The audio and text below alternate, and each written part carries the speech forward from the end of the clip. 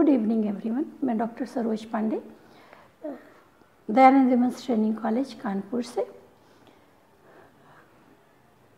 Lockdown चल रहा है और इस समय हम लोग ऑनलाइन क्लासेस के बारे में भी काम कर रहे हैं। तो अभी हमने थर्ड पेपर जो पढ़ाते हैं पर्सपेक्टिव्स ऑफ एजुकेशनल साइकोलॉजी पे, उसमें इंक्लूसिव एजुकेशन का चैप्टर जो रह गया था, जो हम लोग नहीं पढ़ा पाए थे, उसको आज पूरा कर रहे हैं। तो सबसे पहले हम ये समझें कि व्हाट इज़ इंक्लूजन, यानी पहले समावेशी शिक्षा को जानने से पहले समावेशन क्या है ये हम समझें। तो समावेशन का मतलब है कि ये एक ऐसी प्रक्रिया जिसमें प्रत्येक विद्यालय को विद्यालय के physical, social and learning environment को ऐसे डेवलप करना कि उसमें समाज के हर तरीके के बच्चे समावेशित हो सकें, यानी हर तरीके के बच्चों को उसमें शिक्षा दी जा सके। किन किन तरीके के बच्चे, जैसे फिज़िकली चैलेंज बच्चे, मेंटली चैलेंज बच्चे, गिफ्टेड चाइल्ड और हमारे सामान्य बच्चे जिनको कि हम जनरल क्लास में पढ़ाते हैं। तो समावेशन क्या है ये हमें पता चल गया कि एक प्रक्रिया जिसमें प्रत्येक स्कूल को दैहिक, संवेगात्मक और सीखने की आवश्यकता को पूरा करने के लिए संसाधनों का विस्तार करना होता है। जब वो विस्तार करता है तो हम कहते हैं कि समावेशन हो गया। अब समावेशी शिक्षा क्या है? नाम से ही स्पष्ट है कि ऐसी शिक्षा जिसमें समाज के सभी वर्ग के बच्चे सम्मिलित हों और उन बच्चों को ध्यान में रख करके शिक्षा प्रदान की जाए। इस शिक्षा में प्रतिभाशाली छात्र छात्राएं विशेष क्षमता वाले विद्यार्थियों के साथ, विशेष क्षमता क्या है? फिजिकली चैलेंज बच्चे, मेंटली चैलेंज बच्चे और सामान्य बच्चे, इनके साथ में एक प्लेटफॉर्म पे एक समान शिक्षा दी जाए। जब इस तरीके की शिक्षा प्रदान करते हैं तो कहते हैं समावेशी शिक्षा हो रही है। कुछ परिभाषाएं हैं जिन्हें हम लोग अभी समझ लेते हैं। सबसे अहम परिभाषा एक है स्टीफन एंड ब्लैकहर्ट की। ये इनके हिसाब से शिक्षक की मुख्य धारा का अर्थ है कि चैलेंज्ड बच्चों को, यानी बाधित बच्चों को सामान्य बच्चों के साथ एक ही कक्षा में एक ही शिक्षा व्यवस्था के अंतर्गत पढ़ाएं, जिससे कि उनमें हीन भावना न हो और वे अपने आप को समाज के अन्य वर्गों से कमतर ना समझें। ये समावेशी शिक्षा है। अब इस तरीके की शिक्षा का उद्देश्य क्या है? हम क्यों समावेशी शिक्षा चाहते हैं? तो समावेशी शिक्षा का उद्देश्य है कि बच्चों के विकास के लिए सहायक और पॉजिटिव, सकारात्मक वातावरण तैयार हो सके। इससे क्या होगा? इससे बच्चों में समाज के प्रति सकारात्मक दृष्टिकोण का विकास होगा। यानी दो उद्देश्य हुए। पहला हुआ कि एक सामान्य वातावरण उपलब्ध हो विद्यालय में, जिससे कि बच्चे सकारात्मक दृष्टिकोण का विकास कर सकें। फिर समाज में बच्चों के प्रति संवेदनशीलता का विकास हो। जब सभी के बच्चे एक साथ एक प्लेटफॉर्म पे पढ़ेंगे तो निश्चित रूप से संवेदनशीलता का विकास होगा समाज में, और जो बाधित बच्चे हैं, चैलेंज बच्चे हैं, उनके प्रति हमारा नज़रिया बदलेगा। समावेशी शिक्षा का मुख्य उद्देश्य तो यही है कि हमारे समाज में चैलेंज बच्चों के प्रति हमारा दृष्टिकोण बदलाव हो। इस शिक्षा से बच्चों में स्किल डेवलपमेंट होगा। कैसा स्किल डेवलपमेंट? जो जिस कार्य को करने योग्य होगा वह कर सके। समावेशी शिक्षा का एक अपना इतिहास है भारत में, उसके बारे में हम थोड़ा सा समझ लेते हैं। सबसे पहले डिसेबल चिल्ड्रन के लिए शिक्षा की बात, हालांकि हमारा देश तो हमेशा से उसको साथ लेकर के चलने वाला देश है, परंतु फिर भी सबसे पहले 1880 में ये कहा गया कि ये जो इस तरीके के चैलेंज्ड बच्चे हैं उनके लिए अलग शिक्षा व्यवस्था होनी चाहिए। फिर उसके बाद 1880 के बाद अप्रॉक्स 100 ईयर के बाद में इनके ऊपर ध्यान गया और हुआ 1960 में teachers training for disable childrens, ये प्रोग्राम शुरू हुआ। फिर 1974 में integrated education for disable children scheme आई। नेशनल पॉलिसी ऑन एजुकेशन 1986, इसमें डिसेबल चिल्ड्रन की बात की गई। And project integrated education for disable 1987, rehabilitation council India act 1992, program of action 1992, PWD act 1995, DPEP act 1997, national trust act 1999, फिर सर्व शिक्षा अभियान, इसमें सभी बच्चों के लिए, सबके लिए शिक्षा की व्यवस्था की बात की गई 2000। उसके बाद में making all school disable friendly by 2020, ये बात कही गई, ये एक्ट आया, ये सब 2005 में। अब बात ये उठती है कि किनको हम इंक्लूसिव माने, ऐसा किन्हें माने कि जब वो सब एक साथ होंगे तो हम इंक्लूसिव एजुकेशन में होंगे, यानी कि कौन कौन हो सकता है, किस तरीके के बच्चे इंक्लूसिव बच्चे कहलाएंगे। तो सबसे पहला आता है ये जो वीक वर्किंग बच्चे होते हैं, लेबर चाइल्ड जिनको हम लोग कहते हैं वो। फिर डिसेबिलिटीज़ के साथ में जो बच्चे हैं, डिसेबिलिटीज़ कोई भी हो, फिज़िकल हो, मेंटल हो, सोशल हो। फिर वो बच्चियां जो डिफ़िकल्ट सर्कमस्टेंसेस में जी रही हैं, ऐसे बच्चे जो किसी क्रॉनिकल डिजीज़ के शिकार है, उससे बीमार हैं। माइग्रेटेड लेबर्स के बच्चे, फिर street childrens of remote areas और ट्राइबल चिल्ड्रंस, और फिर सामान्य बच्चे।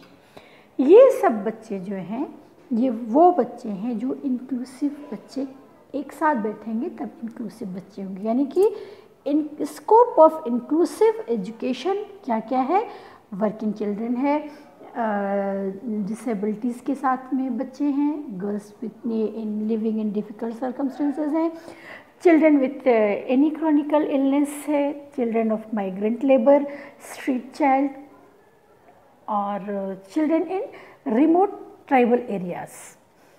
फिर सामान्य बच्चे, ये हैं स्कोप ऑफ इंक्लूसिव एजुकेशन। फिर जब बच्चे सब एक जगह हो जाएंगे तो इंक्लूसिव एजुकेशन में बच्चे क्या क्या प्रॉब्लम फेस करते हैं उनके बारे में हमको जानना ज़रूरी है। सबसे पहली बात होती है कि इन्फीरियॉरिटी कॉम्प्लेक्स, जो बच्चे धीरे सीख रहे हैं या जिनमें बच्चों में किसी तरीके की डिसेबिलिटीज़ है, वो सामान्य बच्चों को देख करके इन्फीरियरिटी कॉम्प्लेक्स से ग्रसित हो सकते हैं, हीन भावना के शिकार हो सकते हैं। एडजस्टमेंट की प्रॉब्लम होती है बच्चों में, लैक ऑफ अंडरस्टैंडिंग की समस्या आ जाती है कभी कभी, और पीछे रहने की, लैग बिहाइंड की, कुछ बच्चे जल्दी जल्दी सीख के आगे चले जाते हैं, कुछ बच्चे पीछे रह जाते हैं। इस प्रक्रिया में वो अपने आप को ज़्यादा बर्डन में महसूस करते हैं, इनसिक्योरिटी का फील करते हैं। लैक ऑफ एक्सप्रेशन, सबसे इम्पॉर्टेंट और सबसे महत्वपूर्ण बात जो बच्चे महसूस करते हैं, बच्चों की सबसे ज़्यादा समस्या यही है, सबसे बड़ी समस्या है लैक ऑफ एक्सप्रेशन, कि वो अपनी बात को कह नहीं पाते हैं। Introvert nature and negative approach, ये इंक्लूसिव एजुकेशन में इंक्लूसिव क्लास के बच्चों की ये प्रॉब्लम होती है। अब जब हमने इन बच्चों की प्रॉब्लम को डिटेक्ट किया तो रोल ऑफ टीचर बहुत इम्पॉर्टेंट हो जाता है इसमें। तो सबसे पहला काम टीचर को ये करना होता है कि वो इन बच्चों के पेरेंट्स के साथ में मीटिंग रखें, interaction with the family members and parents, जिससे कि उन्हें बता सके कि आप अपने बच्चे के साथ में इस तरीके का व्यवहार करें घर में भी, तो वो अपने आप को हीन भावना से ग्रसित नहीं पाएंगे। फिर सबसे अहम क्लास में भाई टीचिंग लर्निंग प्रोसेस में टीचिंग मेथडोलॉजी, टीचिंग मेथड का सबसे ज़्यादा रोल होता है। तो हम किस तरीके का टीचिंग मेथड इस्तेमाल करें, यानी कि हमें नया कुछ इनोवेटिव टीचिंग मेथड का इस्तेमाल करना पड़ता है जो कि सभी बच्चों के लिए एक साथ हो। बच्चों की प्रॉब्लम को डिस्कस करें, बच्चों के साथ में बच्चों की प्रॉब्लम को डिस्कस करें, बच्चों में सेल्फ कॉन्फिडेंस डेवलप करें टीचर, स्पेशल फैसिलिटीज़ की डिमांड रखें। भाई हम क्लास में हैं तो हमें ही तो मालूम होगा कि बच्चों को किस चीज़ की ज़रूरत है, किस तरीके की फिज़िकल फैसिलिटीज़ या हमें उनके लिए किस तरीके की एजुकेशनल या किस तरीके के एजुकेशनल इक्विपमेंट की ज़रूरत है, ये हम बता सकेंगे क्योंकि हम क्लास में हैं। उनकी पर्सनल नीड क्या है ये हम अपने सीनियर्स को या अपने मैनेजमेंट को बता सकते हैं। जो एक अहम काम हम सब टीचर्स करते हैं कि अपने बच्चों के अंदर छिपी हुई प्रतिभा को उजागर करते हैं, वो टैलेंट टीचर का कि बच्चों की छुपी प्रतिभा को, हिडन टैलेंट को उजागर करना इस तरीके की शिक्षा में बहुत ज़रूरी है कि बच्चों की अलग अलग क्षमता होंगी और हम बच्चों को उस तरीके से ट्रीट करेंगे। और बच्चों में पॉजिटिव एटीट्यूड का डेवलपमेंट करना कि हाँ भाई ईश्वर ने तुम्हें जन्म दिया है तो तुम्हारे लिए कुछ न कुछ विशेष प्रावधान भी रखा है, ये बात बच्चों को समझाना, उनमें पॉजिटिव एटीट्यूड का डेवलपमेंट करना, ये रोल ऑफ टीचर है। अब जब हम जान रहे हैं कि हम अलग अलग तरीके के फिजिकल एंड मेंटल स्टेटस के बच्चों को एक साथ पढ़ा रहे हैं तो हमारा टीचिंग मेथडोलॉजी क्या होगा, यानी कि स्ट्रैटेजी हमारी क्या होगी। तो सबसे पहला होगा इंक्लूसिव एजुकेशन में स्ट्रैटेजी क्या होनी चाहिए टीचिंग की। तो हमारे हिसाब से सबसे पहले तो हम कोऑपरेटिव लर्निंग पर ध्यान दें कि सब एक साथ मिलकर के 2-3 बच्चे एक साथ मिलकर के सीखें। उसके बाद पीयर ट्यूटर, क्लास में कुछ बच्चे ऐसे होंगे जो जल्दी समझ आ रहे होंगे, जल्दी सीख रहे होंगे, तो उन बच्चों को भी हम बैठा दें कि भाई चलो अपने साथ अपने फ्रेंड को सिखाओ। और चूँकि अलग अलग मेंटल स्टेटस के बच्चे हैं, पढ़ रहे हैं, mental and social and physical status के बच्चे एक साथ पढ़ रहे हैं, तो हमको मल्टी सेंसरी टीचिंग मेथड का इस्तेमाल करना होगा। मल्टी सेंसरी टीचिंग मेथड से मतलब है कि हम ऐसी कोई टीचिंग मेथड एडॉप्ट करें जिसमें ऑडियो विजुअल, विदाउट ऑडियो, मूक भाषा, रोल प्ले, इस तरीके के प्लेवे मेथड, इस तरीके के मेथड को हम अपने टीचिंग मेथड में इस्तेमाल कर सकते हैं।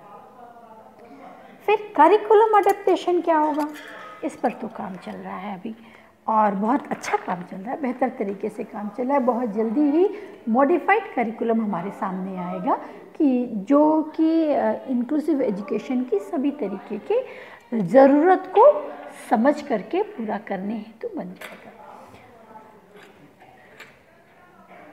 करिकुलम में किन किन बातों का ज़्यादा ध्यान रखना होगा, रेफरेंस किन किन बातों पर हमको देना है।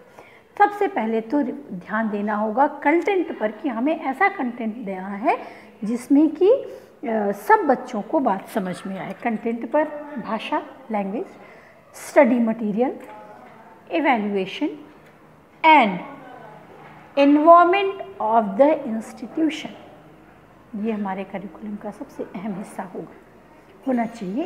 इन जो 5 बातें हैं, content, language, material, evaluation and environment, इन पर जब करिकुलम फ्रेम हो रहा है इन पर ज़्यादा एम्फेसिस किया जा रहा है। क्लासरूम में क्या क्या एडेप्टेशन होनी चाहिए, भाई सबको एक साथ रख रहे हैं तो हमारे क्लासरूम का साइज़ बड़ा होना चाहिए। हमारे पास टीचिंग एड होने चाहिए जो हर तरीके के बच्चों को सिखा सकें। फिर लाइट की अच्छी व्यवस्था हो, फिज़िकल नीड पर ज़्यादा ध्यान दिया जाए कि किस तरीके के बच्चे हैं, मान लो विकलांग बच्चे हैं तो वो कहाँ बैठेंगे, कम दृष्टिबाधित बच्चे हैं, जिनको कहते हैं ना वो कम दृष्टिबाधित हैं, वो बच्चे हैं, मूक बधिर बच्चे हैं, या इस तरीके के बच्चे, तो किन बच्चों को किस जगह पे और कैसे स्थान पे बैठाएं कि सारे बच्चे हमारी बात समझ सकें, ये होना चाहिए। फिर जो सबसे इम्पॉर्टेंट बात है क्लासरूम अडेप्टेशन में, वो है STR। STR का क्या मतलब है? Student teacher relationship. ये बहुत स्ट्रॉन्ग होना चाहिए, इससे हम अपनी बात अपने बच्चों तक पहुंचा सकते हैं। इंक्लूसिव एजुकेशन में बाधाएं क्या क्या हैं? हम बात तो करते हैं लेकिन बाधाएं भी बहुत हैं। क्यों नहीं ये अडॉप्ट हो पा रहा है पूरी तरीके से? तो इनमें बैरियर्स हैं। सबसे पहला बैरियर कि समाज का negative approach towards the special children, या दिव्यांग बच्चों के प्रति जो निगेटिव अप्रोच है वो सबसे बड़ा। फिर फिज़िकल फैसिलिटीज़ हर स्कूल में नहीं है जिससे कि ये बच्चे क्लासरूम तक पहुंच सकें। फंड नहीं है, स्कूल्स के पास फंड नहीं है जिससे कि वो अपना फिज़िकल फैसिलिटीज़ प्रोवाइड कर सकें बच्चों के लिए। ट्रेन टीचर नहीं है जो इंक्लूसिव एजुकेशन को दे सके, इनकी कमी है, बहुत कमी है।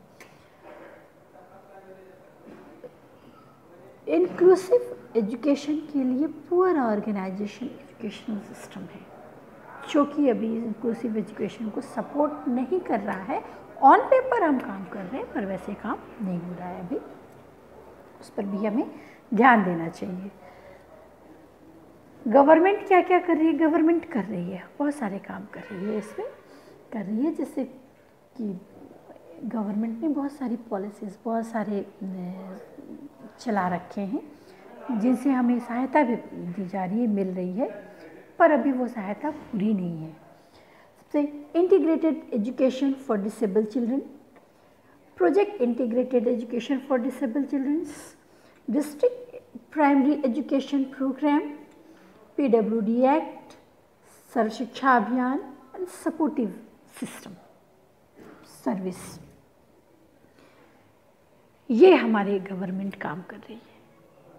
सबसे बाद में हम सिर्फ ये कहना चाहेंगे कि बच्चों, ये जो इंक्लूसिव एजुकेशन है वो हमारी मेंटल स्ट्रेंथ को मजबूत करने के लिए है। ईश्वर ने हमें कुछ दिया है तो हम उसका सदुपयोग करें और समाज के हर वर्ग को एक साथ बढ़ने का मौका प्रदान करें। Thank you so much.